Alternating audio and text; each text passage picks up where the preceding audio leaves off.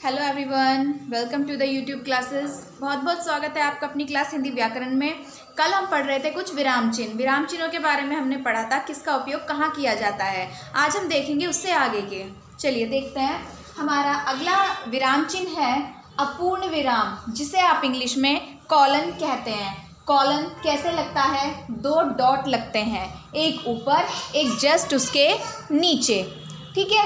इस चिन्ह का प्रयोग शीर्षक लिखते समय करते हैं। जब हम किसी का शीर्षक लिखते हैं, मतलब जब कोई टॉपिक लिखते हैं, आपको कोई टॉपिक दिया जाए लिखने के लिए, उसके बारे में लिखते हैं। सीधी सी बात, आपने निबंध देखा होगा। निबंध का जो शीर्षक लिखा होता है, या किसी पैराग्राफ का कोई शीर्षक लिखा होता है, कोई अपठित गद्यांश होता है, उसका शीर्षक होता है। जैसे यहाँ लिखा विज्ञान, फिर लगाया हमने अपूर्ण विराम, मतलब विज्ञान के बारे में इसमें बात होगी। हमने विज्ञान की डिटेल दी। उसके बारे में क्या डिटेल दी? वो वरदान है या अभिशाप है। ऐसे ही इंटरनेट, लाभ तथा हानि। यहाँ इंटरनेट लिखा, कुछ समय के लिए रुके। क्या क्यों रुके? हमें इंटरनेट के बारे में बताना है। क्या विवरण देना है उसके बारे में? लाभ तथा हानि। ये किसी चीज के शीर्षक हैं, किसी निबंध के या किसी पैराग्राफ के, किसी गद्यांश के। तो शीर्षक लिखते समय हम इस चिन्ह का प्रयोग करते हैं। अगला निर्देशक चिन्ह। निर्देश मतलब इंस्ट्रक्ट करना, इंस्ट्रक्शन देना। डैश, जैसे डैश लगाते हैं उस तरह का चिन्ह होता है निर्देशक चिन्ह। ठीक है। आने वाले विवरण को संकेतित करने के लिए इसका प्रयोग किया जाता है। मतलब पहले बताया जा रहा है और उसके आगे क्या विवरण आ रहा है उसकी तरफ संकेत कर रहा है। जैसे आप किसी की तरफ इशारा करके संकेत करते हैं, ठीक उसी तरह से आने वाले जो विवरण है, आने वाला जो पद है, उसकी तरफ संकेत करता है। जैसे कि गांधी जी कहते थे, हम कुछ रुके। बात विराम की ही हो रही है, रुकने की। रुकना सभी में है जहां हम विराम चिन्ह का प्रयोग कर रहे हैं। गांधी जी कहते थे, डैश लगाया मतलब निर्देशक चिन्ह। क्या कहते थे? सत्य ही ईश्वर है। इसने इसकी तरफ संकेत किया है, इस चिन्ह ने इसकी तरफ निर्देश किया है। विद्यार्थी, दूसरा यूज इसका ये है। जैसे कि विद्यार्थी, इसका मतलब विद्यार्थी ने कहा आज कौन सी क्लास होगी। उसके बाद अध्यापक, यानी कि अध्यापक ने कहा। कहीं कहीं किसी पाठ में, किसी एकांकी वगैरह में आपने देखा होगा, इस तरह का जो कम्युनिकेशन होता है, बातचीत होती है, इस तरीके से लिखी जाती है। अध्यापक ने कहा, अध्यापक डैश, यानी कि उसने कहा।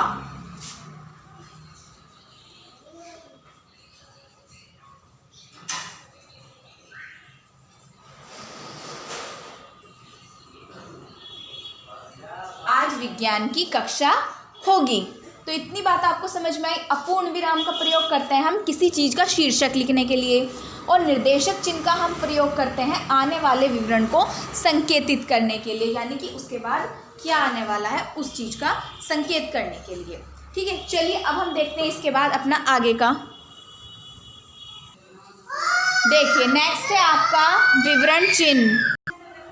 विवरण चिन्ह क्या होता है? जब हम किसी चीज़ की डिटेल देते हैं, उसका विवरण देते हैं, ठीक है, उसे लगाते हैं हम इस तरह से,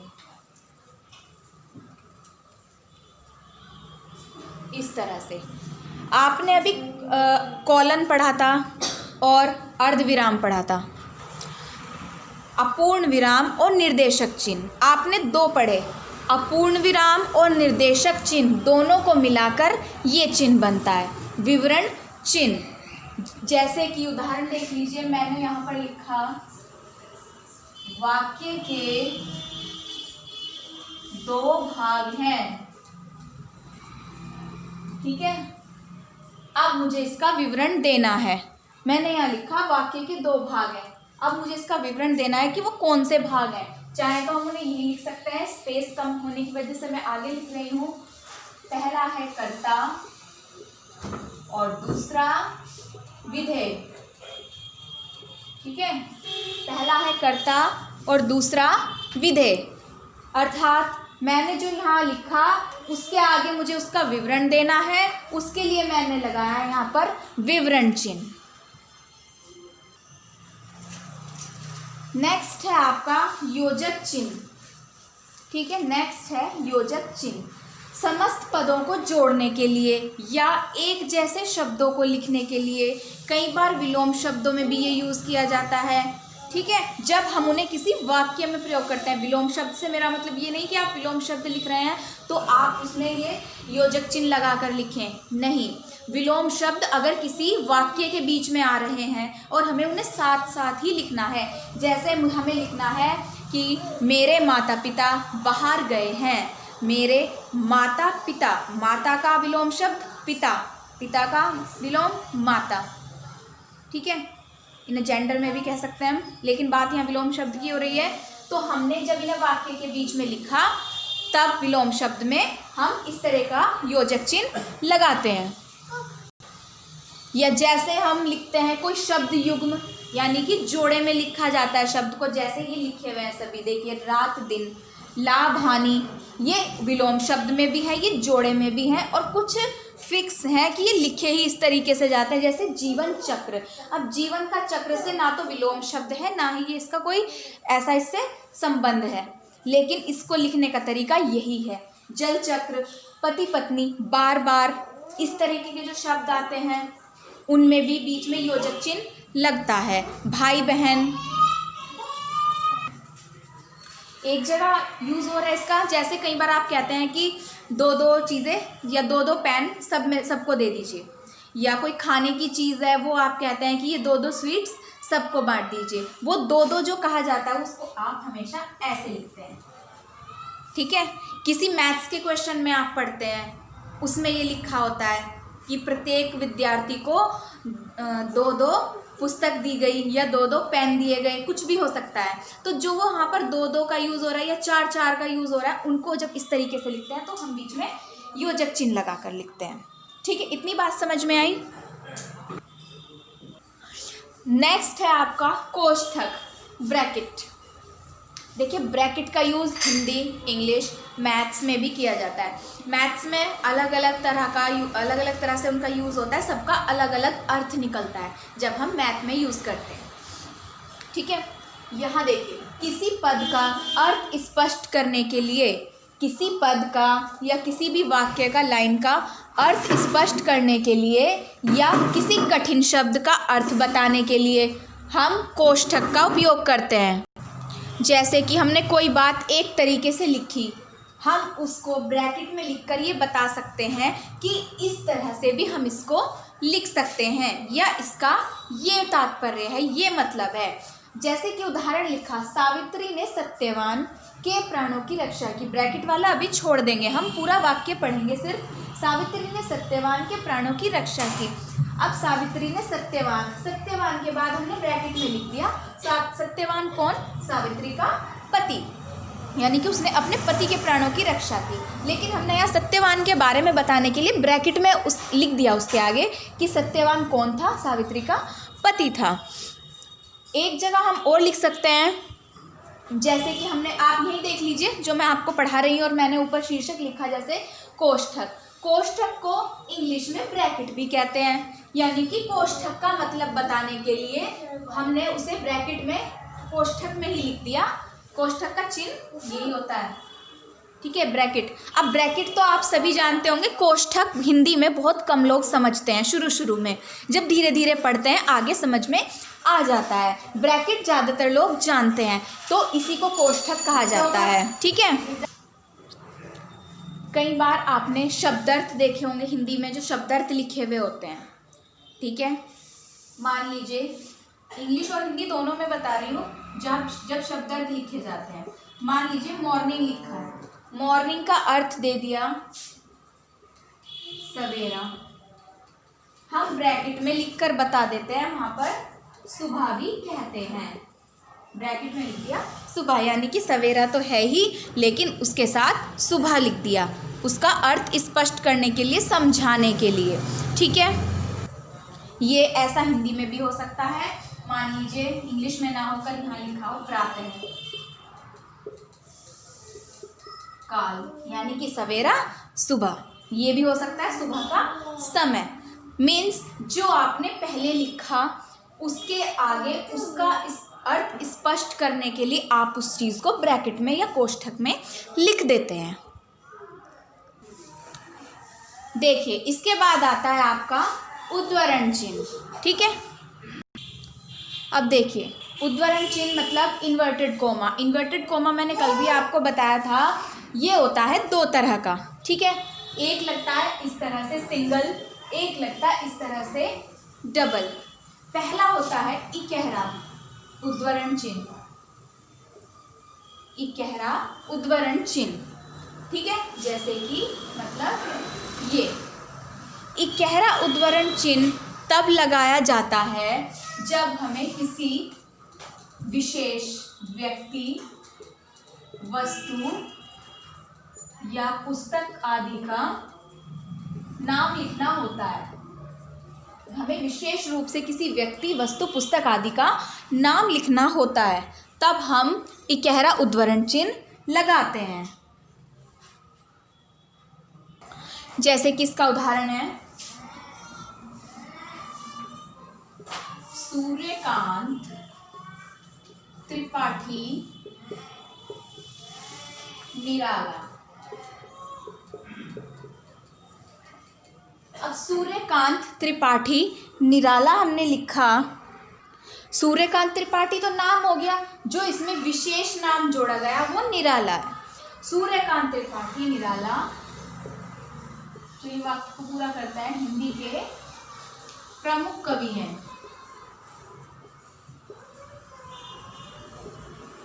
ठीक है, तो यहाँ पर जो विशेष नाम था वो हमने इकहरे उद्धरण चिन्ह यानी जो सिंगल इन्वर्टेड कोमा है उसमें लगाकर लिखा है। एक उदाहरण और देख लीजिए, प्रेमचंद की कहानियों में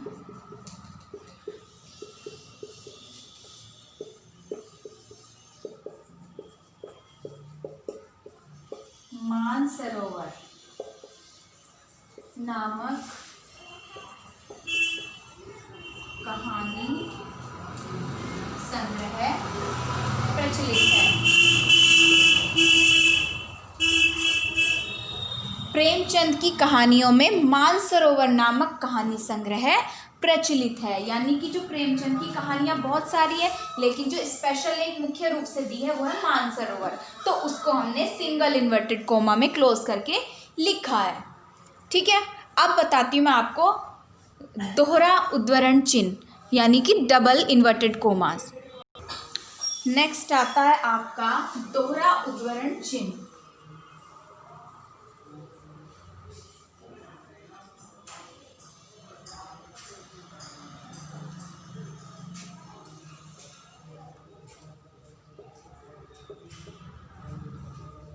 यानी कि ये वाला डबल इन्वर्टेड कोमा।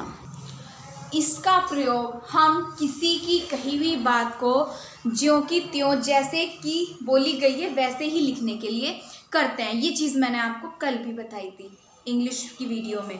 ठीक है, देखिए जैसे एग्जाम्पल में बता रही हूँ,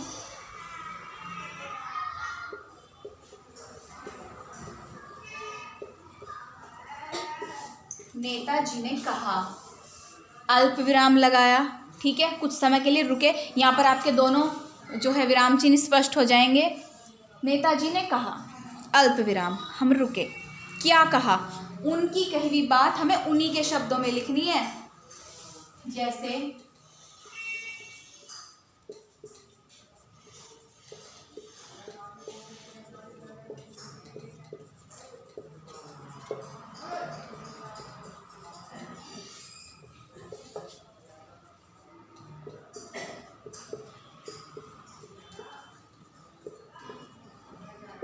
इन्वर्टेड कोमा क्लोज, तुम मुझे खून दो मैं तुम्हें आज़ादी दूंगा। उनकी कही हुई बात है ये। ठीक है, एक उदाहरण और समझाती हूँ, जैसे कि रवि ने कहा कि वह अपने घर जाएगा। अब इस वाक्य को पढ़ें ज़रा। रवि ने कहा कि वह अपने घर जाएगा। पहली बात तो यहाँ की आ गया, तो इन्वर्टेड कॉमा लगेगा ही नहीं, क्योंकि रवि की बात हमने उसके कहे हुए शब्दों में नहीं लिखी, ये तो हमने की लगाकर अपने शब्दों में स्पष्ट की है। कैसे?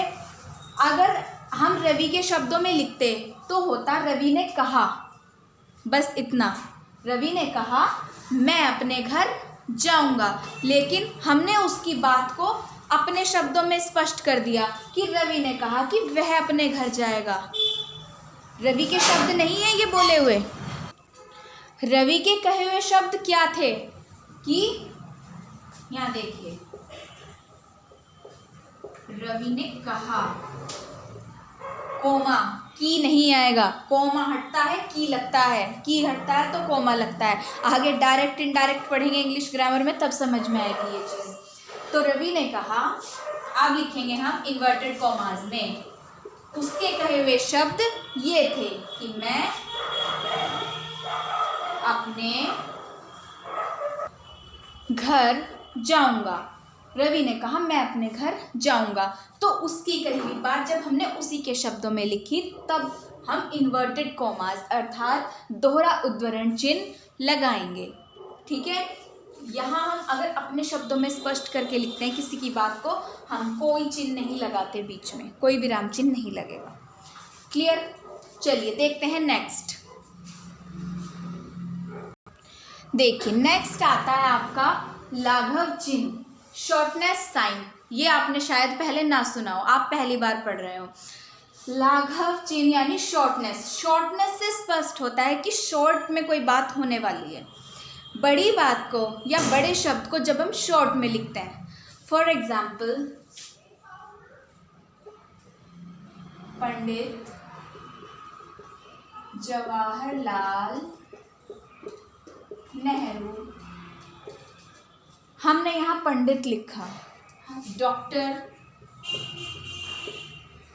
राजेंद्र प्रसाद या कुछ भी हो सकता है, डॉक्टर राजेंद्र प्रसाद, भीमराव अम्बेडकर, कुछ भी, मीन्स हमारा इनसे है, जो हमने शॉर्टनेस साइन यूज़ किया, जिसमें ये होता है हमारा शॉर्टनेस साइन। जब हम अपनी बात को किसी शब्द के विस्तृत रूप को संक्षिप्त में लिख रहे हैं, ये संक्षिप्त रूप है डॉक्टर का, ये संक्षिप्त रूप है पंडित का। ठीक है, तो जब हम इन चीज़ों को शॉर्ट में लिख रहे हैं तो हम ये वाला छोटा सा जो सर्कल है ये लगाते हैं। ये जो छोटा सा सर्कल है ये हमारा लाघव चिन्ह कहलाता है, शॉर्टनेस साइन। समझ में आई इतनी बात? नेक्स्ट है काकपद या हंसपद चिन्ह। नेक्स्ट है हमारा काकपद या हंसपद। इसका नाम क्यों है? अक्सर कोए और हंस, कोआ और हंस जो होते हैं वो पृथ्वी पर चलते समय ऐसे चिन्ह बनाते हैं, जिस चिन्ह की मैं बात करने वाली हूँ आपसे। कोआ और हंस पृथ्वी पर चलते समय इस तरह के चिन्ह बनाते हैं। इसको इंग्लिश में कैरेट कहा जाता है। ठीक है, अब देखिए अपनी बात लिखते समय कई बार कुछ शब्द हमसे छूट जाता है। कैसे? यहाँ देखिए उदाहरण,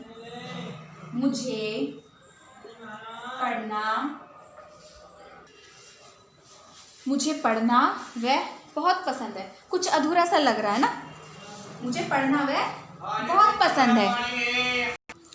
यहाँ होना चाहिए था मुझे पढ़ना व लिखना बहुत पसंद है। अब गलती से वह छूट गया, हम रब भी नहीं कर सकते, मिटा नहीं सकते, तो हम क्या करेंगे?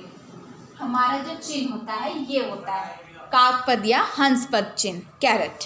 तो मुझे पढ़ना व यहाँ आना चाहिए था लिखना, हम यहाँ ये साइन लगाएंगे और ऊपर लिखेंगे लिखना।